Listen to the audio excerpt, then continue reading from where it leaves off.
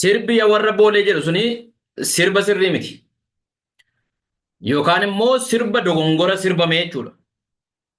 Maaliif kana jette hoo jettanii yeroon kana jedhu namni baay'een aaruu danda'a. Garuu immoo yoonuma aartan iyyuu maaliif akkan kana jedhamee dhaggeeffadhaame. Yeroo kanattis ta'e kanaan durattis kana booddettis sirbiis ta'e walaloon kitaabnis wanti Oromoodhaaf saba bira sabaaf sablammii bira fi Oromoo walitti diina godhu akka Oromootti nu hin barbaachisu. Yaa warra boolee kan jedhu sun ammame boolee jechuun Finfinnee keessaa yookaan immoo kutaa bulchiinsa magaalaa Finfinnee keessaa bakka tokko. Maaliif yoo baay'ate waan ittiin adda ta'u buufata xiyyaaraatti achi jira. Kanaan achi akkuma kutaa magaalaa Finfinnee warra kaanii tokkichuma wanta adda isa godhu hin jiru. Ammas dubbiin sana ta'ee maaltu jira? Oromoon immoo boolee qofa hin jiru. Oromoon Itoophiyaa kana Finfinneedhaa ka'ee hanga Gambeela godaatti jira. Hanga Gumuzitti jira. Hanga Somaaliitti jira bahanii. Gara Kibbaatiin hanga dhaqee daangaa hawaasaatti jira. Sana'uu darbee jira. Kaabaan immoo hanga dhaqee naannoo Amaaraa keessaattuu jira. Hanga Kamisee fa'ittuu jira jechuudha. Hanga Kombolchaa fa'ittuu jira.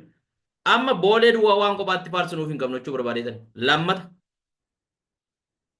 Addis Ababaa jetti kaleessa dhuftee 4 kiiloo jetti kaleessa dhuftee kan jedhu keessatti dubbii dogongoraa jira. Maqaadha suni. Finfinnee isa jedhama. Addis Ababaa isa jedhama. 4 kiiloo isa jedhama. Mukas baala isa jedhama.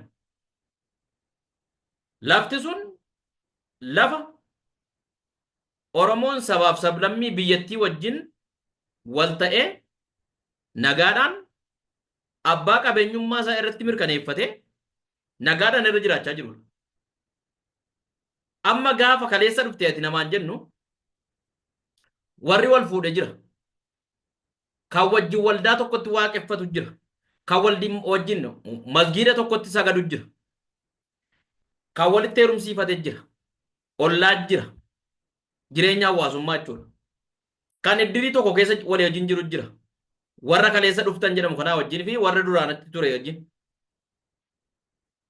Amma dubbiin argitaniittu dubbii isa bara yaadigii yookaan amantaadhaan yookaan qomoodhaan yookaan taa'umsa lafaatiin yookaan waamu tokkoon inni tokko isa tokko tuttuqee aarsee kaanee diina walitti taanu tun taane kan barbaadamu. Nagaa barbaannaa bole. Yaa warra boolee jettee nama baay'ee sirbisiiftee nama baay'ee caffarsiiftee viyuu baay'ee argachuu dandeessa. Garuu dubbiin ati goote kuni tokkittii nama sanaatu sirbee garuu aartistiin kun sirbe miti. Ummanni anaan jedhame jedhee yaadu waan sin ajaa'ibu Oromoo hunda balaaleffata. Oromoo Itoophiyaa keessa jiru miti Oromoo Keeniyaa jiru hin balaaleffata. Oromoon ilaalcha akkasii yaada akkasii nuu qaba jedhee waan yaadu. You see? Argitanii? Abidda bobeessuu barbaanne muka kibiriitii xiqqoo tokko bobeessineetu mana guddaa mana ga'u tokko ittiin gubuu dandeenya. Garuu muka ittiin tuun boba'in waa xiqqoodha. Waanuma waa tokko fayyadu hin fakkaattu. Gaafachii bobaatee hoo lafatti qabnu hin qabnu mana guddaa gubdee balleessiti jechuudha. Ganda balleessiti. Biyya balleessiti. Kanaaf gidduu kana abiddi kaleessa dheengadda kana abiddi Los Angeles Ameerikaatti ka'ee waan guddaa isaatu dhagee bu'e miti. Waama xiqqoo sanarraa kaateeti kana hunda balleessa jechuudha. Jalqaba abiddi kun abidda ta'uusaa beekne achumatti tuu eegne hoo wanti gubatu hin jiru jechuudha. Kanaafuu gaafa kana sirbitu Oromoo Gambeela jiru, Oromoo Gumuziin keessa jiru, Oromoo naannoo Amaaraa jiru, Oromoo naannoo Tigraay hin jiru. Oromoo naannoo Kibbaa jiru. Oromoo Somaalee keessa jiru. Oromoo Affaariin keessa jiru. Oromoo Sidaamaa keessa jiru. Sirbi kun akka inni jibbamu godha moo akka inni jaallatamu godha jettee yaaduu barbaada ture. Kanaaf wanti Oromoodhaaf sabaaf sablammii walitti buusu amantaadhaan haa ta'u, qomoodhaan haa ta'u, sirbaan haa ta'u, waan fedheen haa ta'u hin barbaachisu jechuudha. Nagaa labsi, tokkummaa labsi, jaalala labsi. Warra sitti dhufaniin weelkaam jedhiin kottu una baga nagaan dhufteedhiin Oromoon haammataadha.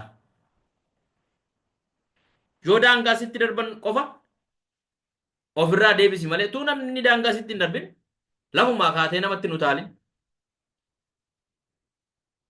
Akka handaaqqoo cuucii of jalaa qabdu gaafa simbira darbuu dhattan ofumaa lafaa kaatee sitti utaalti.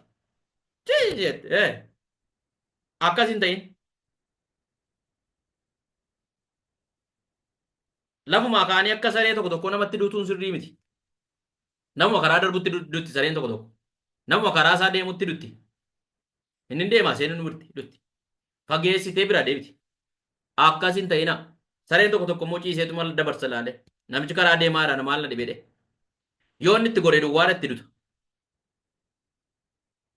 Dubbiin kun abbaa galuuf gala isiniif hagalu waan Oromoodhaaf sabaaf sablammii Oromoo sabaaf sablammoota biratti waan isa jibbisiisu hin godhina.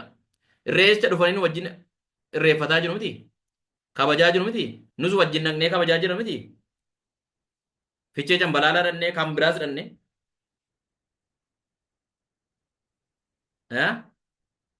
Kanaafuu wantoota akkasiirraa mee of eeggadhaa. Yeroodhaaf dhuguma viyuu baay'ee argachuu dandeessa. Namni baay'een harka siiree buu danda'a. Garuu immoo turuun bultee lafee taate akkuma jedhamu dubbiin kun bulee bulee Oromoodha jibbisiisa waan ta'eef waan Oromoo jibbisiisu fuuldura isaa ilaaluun gaariidha.